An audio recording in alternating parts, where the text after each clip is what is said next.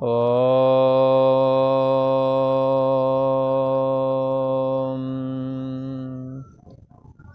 ओम गुरु ब्रह्मा गुरु विष्णु गुरुदेव महेश्वरा गुरु साक्षात् परम ब्रह्म तस्मै श्री गुरुवे नमः। ओम योगेश्वर श्री कृष्ण भगवान की जय। ऐं सरस्वत्यै नमः।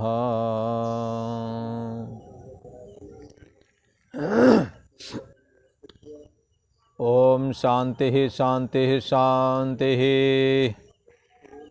पूर्व का प्रसंग चल रहा है, कर्म योग का साधन कैसे करें, इस पर चर्चा कल को थी।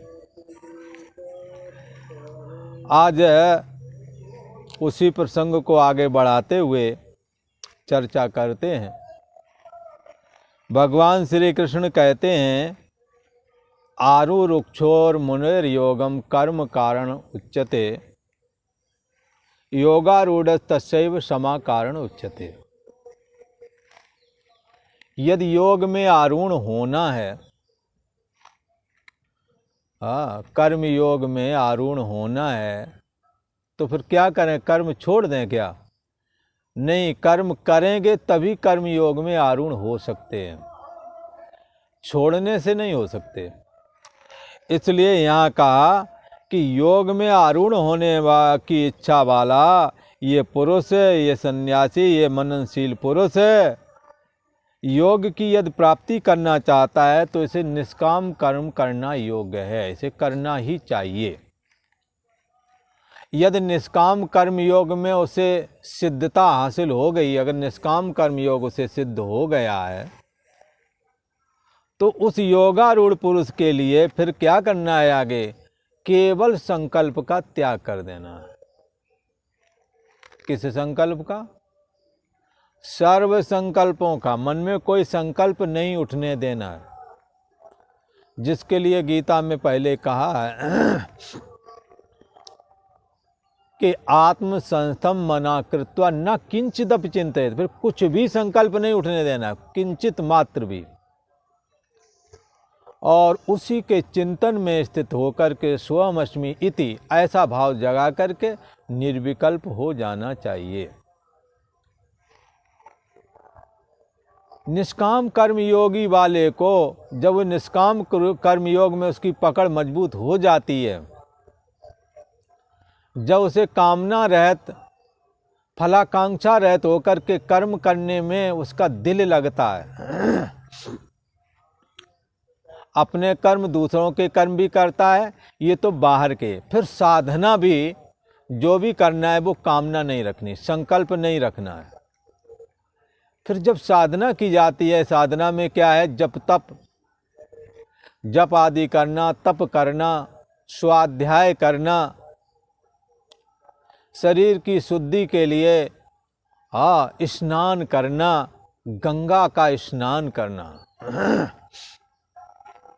चित्त निर्मल में बड़ा भारी ये हेतु बनता है।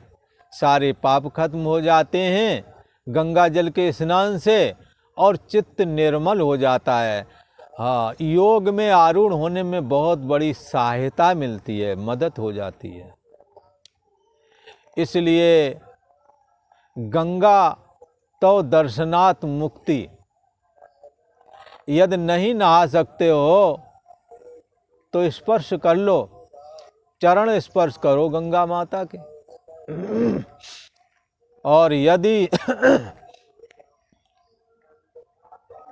नहा सकते हो तो नहाओ, और नहीं तो गंगा जी के दर्शन करो। गंगा जी के स्नान से और संतों के दर्शन और फिर आसक्ति और फल की इच्छा से रहित होकर के अपने संपूर्ण कर्मों को करना, बदले में कुछ चाहना नहीं, ऐसा करने वाला साधक अपने चित्त को निर्मल बना लेता है। फिर बाद में आसक्ति और फल की इच्छा से रहित होकर के वो साधन भजन तपस्या में जब प्रवृत्त होता है तो उसके सर्व संकल्पों का त्याग भी हो जाता है। इसलिए वो विचार के द्वारा मन को समझाता है, अरे मन, रे मन छोड़ दे मेरी मेरी, ना होगी ये तेरी। ये जो कहता है ना कि ये मेरी है, ये मेरी है, ये तेरी होगी नहीं। उससे पहले बहुतों ने इसको कहा था ये मेरी है, ये मेरी है, पर उसकी हो न सके और वो राम राम सत्य हो गए। इसलिए वो मन को समझाते हैं, अरे मन, मैं तेरे को जानता हूं, संकल्पात किल जायते, तू संकल्प से उत्पन्न होता है। अरे मन, मैं संकल्प को उठने न दूंगा,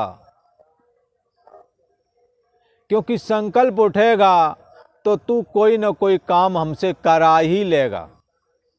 पर तेरे अंदर जो संकल्प बन रहा है, मैं उस संकल्प को ही ना उठने दूंगा। संकल्प जब मन में नहीं उठता है तो मन अमन हो जाता है।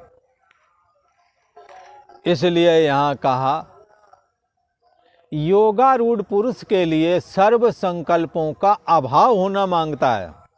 यदि योग में आरूढ़ हो गए, फिर आत्मस्थ होने के लिए, फिर कल्याण की प्राप्ति करने के लिए, फिर कैवल्य निर्वाण में स्थिति लाभ प्राप्त करने के लिए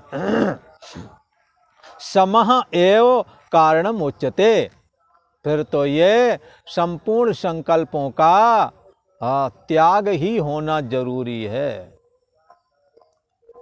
मन में किसी प्रकार की कोई कामना ना रह जाए। परमात्मा साधकों के लिए कहते हैं, जाय न चाही कबहु कछु, प्रभुसन सहज सने। जिसे कभी भी कुछ भी नहीं चाहिए, केवल एक परमात्मा का प्रेम। उस प्रेम से जुड़ कर के ही ये सबकी सेवा में लगता है। परमात्मा इससे खुश जो होवेंगे, इसलिए जुड़ता है। परमात्मा की प्राप्ति होवेगी, इसलिए ध्यान साधना भी करता है। साधकों ने कहा कि हमें तो परमात्मा से प्रेम हो जाए, बस इतना ही चाहिए और कुछ नहीं चाहिए। बोले तुम धर्म कर्म कर लो, बड़े बड़े यज्ञ आदि करके धर्म संपादन कर लो, बोले ये भी नहीं चाहिए। बोले तुम्हें धनी बना देते हैं, बोले धन भी नहीं चाहिए। बोले तुम्हारे को सुंदर सा लड़की के साथ विवाह करा देते हैं, बोला, बोले ये भी नहीं चाहिए। बोले चलो तुम्हें मुक्ति दे देते हैं, बोले ये भी नहीं चाहिए। फिर क्या चाहिए तुम्हें? तब वो साधक कहता है, एक वैष्णव भक्त कहता है, क्या कहता है? धर्म न अर्थ न काम रुचि, गति न चाहो निर्वाण, जन्म जन्म रति राम पद, यह वरदान न आन। हमें परमात्मा के प्रति प्रेम हो जाए, जिससे परमात्मा प्रेम के अधीन होता है। जब परमात्मा आ गया तो परमात्मा में सारा जगत है, तो सारी जगत की समृद्धि अपने आप आ गई कि नहीं आ गई? यदि जगत चाहिए तो जगत मिलेगा, परमात्मा तो मिलेगा ही, जगत भी मिल जाएगा यदि कामना होगी तो। भागवत में ऐसा कहा है, चाहे कामना से भजन करो और चाहे कामना रहित हो करके करो, पुरुषोत्तम श्री हरि नारायण से का स्मरण करते रहो, करते रहो। संतों ने तो बहुत कुछ कहा है और उन्होंने जो किया है, जैसे जीवन जिया है, अपन वैसा जीवन नहीं जी पा रहे हैं, वैसा मन और इंद्रियों का निग्रह नहीं कर पा रहे हैं। पर उनके विश्वास पर चले जा रहे हैं। संतों ने कहा, हरीसा हीरा छाड़ के करत आन की आस, ते नर दोजक जाएंगे सत भाकत रविदास। ये हरि जैसा हीरा, ये परमात्मा ने हमें जन्म दिया है और संतों का साथ दिया है, गंगा का किनारा दिया है, फिर भी हरि सा हीरा छाड़, फिर भी परमात्मा रूपी हीरा श्री हरि का स्मरण नहीं करते हो। रविदास जी कहते हैं, ते नर दोजक जाएंगे, वो नरक जाएंगे। ये सही बात कह रहा हूँ, क्योंकि परमात्मा को भूल करके आप संसार से प्रेम करते हो, धन पुत्र स्त्री आदि से करते हो, तो करते रहो, कोई दिक्कत नहीं, सबने किया आप भी करो, पर छोड़ के जाना पड़ेगा। यहाँ तो इतना ही कहना है शास्त्र का, तुम इनसे प्रेम करते हो, करते रहो, पर परमात्मा को क्यों भूलते हो।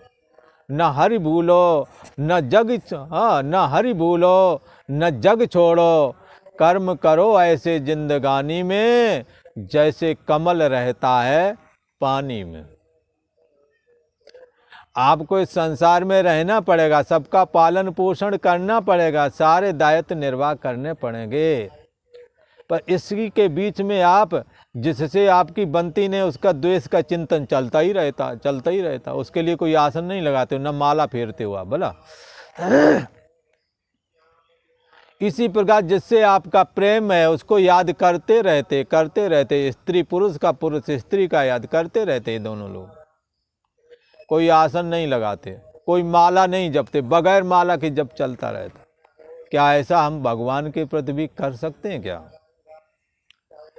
यदि कर सकते हैं तो उपनिषद ने कहा, ई चेहिद वेदी अथ सत्यमस्ति ही, यदि तुमने ऐसा कर लिया तो ठीक है, ना चेद वेदी, यदि तुमने ऐसा नहीं किया, हाँ, अत महती विनष्टि, आपने बहुत बड़ी हानि कर ली है। इसलिए उपनिषद में उपदेश करते हुए एक जगह कहते हैं, यो अयम अक्षरम, यो अयम अक्षरम गार्गी विदित्वा अस्मात् लोकाति प्रयति सब ब्राह्मणा। जो इस अक्षर परम ब्रह्म परमात्मा को जान करके इस संसार से जाता है, वो कोई भी हो, ब्राह्मण कहने योग वही है, चाहे जिस कास्ट का बना रहे, उससे कोई लेना देना नहीं। इसलिए हरि को भजे सो हरि को होई, जो परमात्मा का भजन करेगा वो परमात्मा का प्रिय बनेगा। और जो इस अक्षर परमात्मा को नहीं जान करके चला जाता है, अथमयति विनष्टि, बहुत बड़ी हानि की है। इसलिए भगवान श्री कृष्ण कहते हैं कि तुम प्रथम क्लास में प्रवेश करो, अर्थात निष्काम कर्मयोग का संपादन करो, कर्म करो, साधु सेवा करो, अपने बुजुर्गों की सेवा करो। तुम्हारे पास धन ज़्यादा है, मैं नहीं कहता तुम आप हमें दे जाओ या और किसी को दे जाओ, आपके परिवार में, आपके नाते रिश्तेदारों में, आपके जाने हुए लोग बहुत सारे ऐसे होंगे जिनको आप जानते हैं कि इनको ज़रूरत है, पर दिल में इतनी जगह नहीं कि कुछ दे सकें किसी को। बनाओ जगह। एक जगह कहते हैं, दानेन तुल्यम निद्रस्त नान्यो, दान के समान और कोई खजाना नहीं है। आप अपनी एफडी कराते हैं और ब्याज दरें बहुत कम हो गई हैं, आप दान करेंगे, अपने लोगों में आपका अनंत गुना हो करके वो कभी जन्मांतर में कर्म आपके पास आवेगा। किसी ने कहा दान किसको दिया जाना चाहिए? अरे दान किसी को, बाहर वालों को तुम क्या दोगे, पहले अपने ही वालों को देना चालू करो, जिन्हें ज़रूरत है, जिन्हें आप जानते हो, उन्हें अगर दे लिया तो कल को हमें भी दो कोई आकर के। तो कल को आप और बड़े बड़े परोपकार के कामों में हाथ बटाना चालू हो जाएगा। पर जो घर में ही नहीं करता वो बाहर क्या करेगा। इसलिए हाँ, भगवान श्री कृष्ण ने कहा योगारूढ़ हो, अर्थात योग साधना करके कर्म करके आप कर्म को कर्म योग बना डालो। और यदि कर्म योग सिद्ध हो गया है तो फिर सर्व संकल्प, संपूर्ण संकल्पों का हाँ त्याग कर दो। यदि ऐसा कर लिया तत्क्षण मुक्ति है, तत्क्षण कैवल्य निर्वाण है। वो तो जीता हाँ जागता मुक्त ही है जो वासना से रहित है। जिसके अंदर वासनाएं नहीं उसका मन अमन हो जाता है, ऐसा कहा। किसी ने कहा महाराज योग में आरूढ़ हो गया है ये, यदि योग में आरूढ़ हो जाए, कोई निष्काम कर्म योग में आरूढ़ हो जाए तो उसको कैसे जाना जाएगा, ऐसा कोई कहे तो कहते हैं यदा हि नेन्द्रियार्थेषु न कर्म स्वनुसज्जते सर्वसंकल्प संन्यासे योगारूढ़स्तदोच्यते।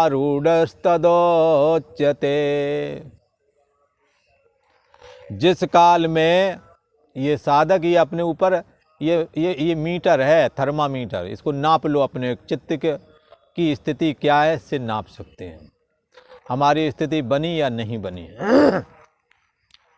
यदा न इंद्रियार्थेषु न कर्मसु ही अनुसज्जते। जिस काल में ना तो इंद्रियों के भोगों में इसकी रुचि रह गई है, बहुत सारे लोग हैं अब विषय भोगों में भी रुचि नहीं रह गई है। ये वो लोग हैं जिन्होंने जीवन ईमानदारी से जिया है, धर्म से जिया है। यही वजह है धर्म से विरति, धर्म से वैराग्य प्राप्त होता है। यदा न इंद्रियार्थेषु, जिस काल में ना तो इंद्रियों के भोगों के प्रति इसकी कोई चाह रह जाती है, न कर्मसु ही अनुसज्जते, और ना ही कर्मों में वो आसक्त होता है। कौन सा कर्म करें, अब भगवान श्री कृष्ण से पूछा कौन सा कर्म करें। भगवान श्री कृष्ण युद्ध का नंबर आता तो पहले खड़े, पूजा का नंबर आए तो पहले लो पूजो, हमारे पैर जो पूजेगा उसका उद्धार हो जाएगा। खुली बात, भगवान श्री कृष्ण के पैर भला जो पूजेगा उसका उद्धार हो जाना है। जो लोग उस समय जानते थे तुरंत पूजन किया, उनका मेरी पूजा करो, मुझे नमस्कार करो अगर तुम अपना उद्धार चाहते हो तो और फिर कहते ये रथ हाँकना है, बोले हम हाँकेंगे। बोले घोड़ों की लीद उठानी है, बोले मैं फेंक दूंगा। और बड़े बड़े राजा लोग जब भगवान श्री कृष्ण राजाधिराज जब अपने मंत्रियों के साथ, अपने सखाओं के साथ चलते थे तो बड़े बड़े राजा लोग अपने दुपट्टे से जमीन साफ करते थे, ऐसे थे।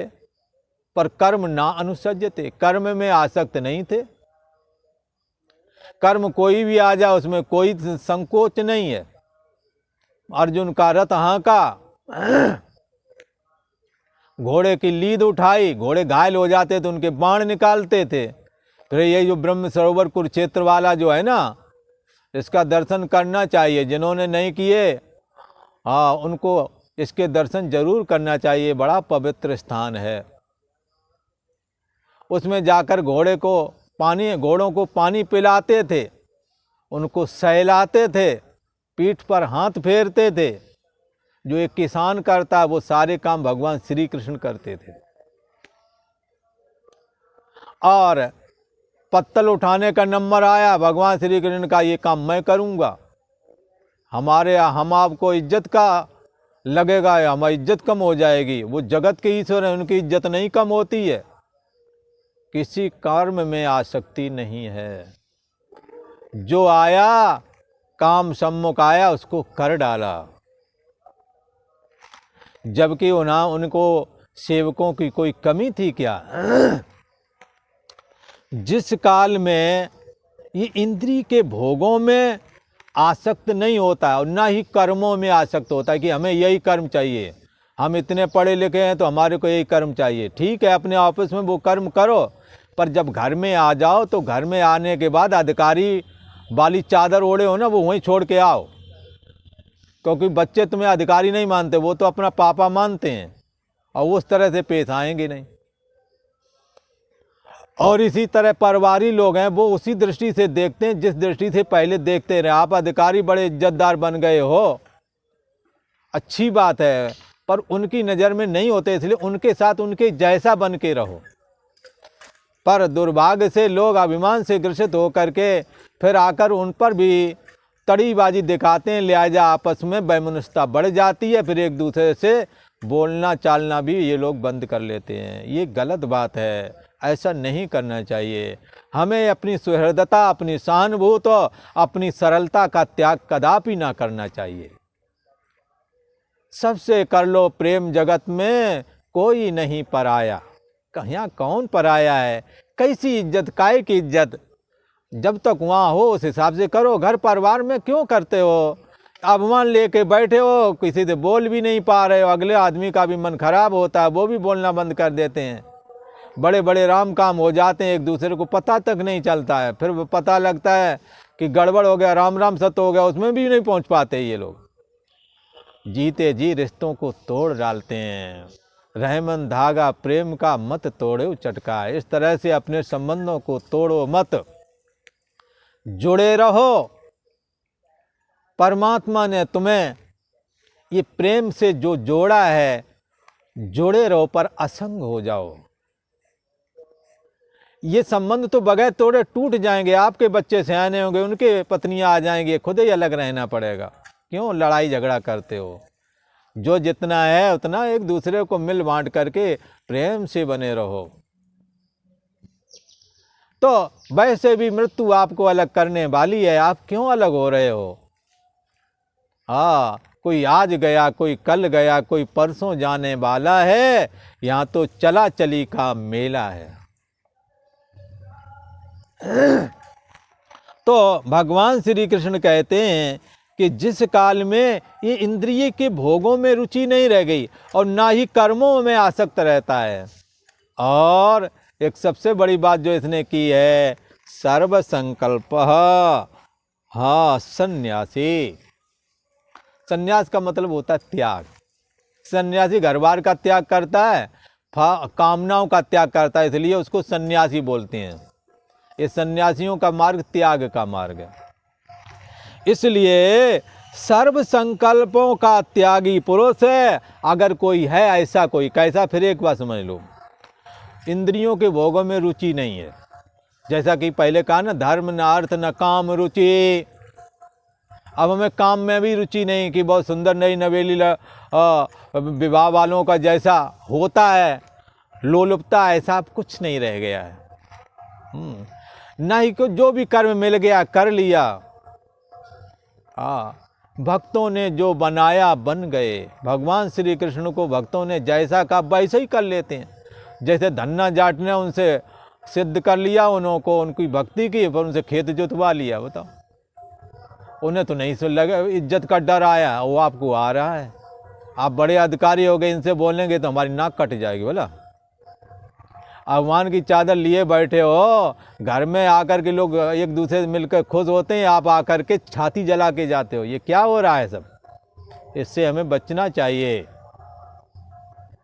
तो आपस में मेल मिलाप ही श्रेष्ठ है। सबसे ऊंची प्रेम सगाई।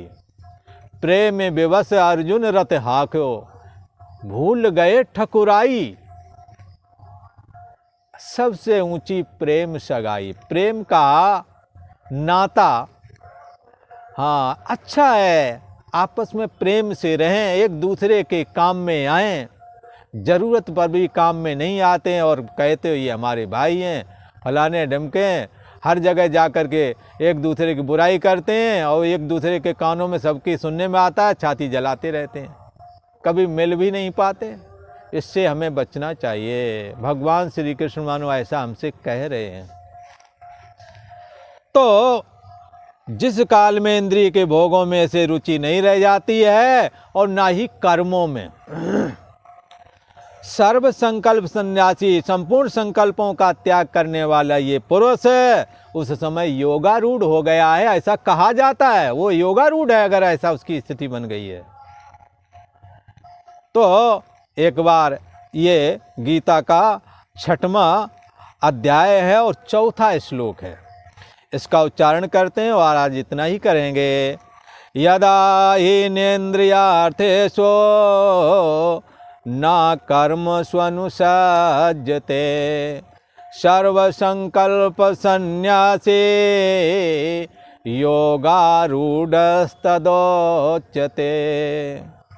जिस काल में ना तो इंद्रियों के भोगों में और ना ही किसी कर्मों में ही ये आसक्त होता है साधक, उस काल में यदि सर्व संकल्पों का त्याग भी उसने कर दिया है तो सर्व संकल्पों का त्यागी पुरुष वो योगारूढ़ कहा जाता है। ओम शांति शांति शांति।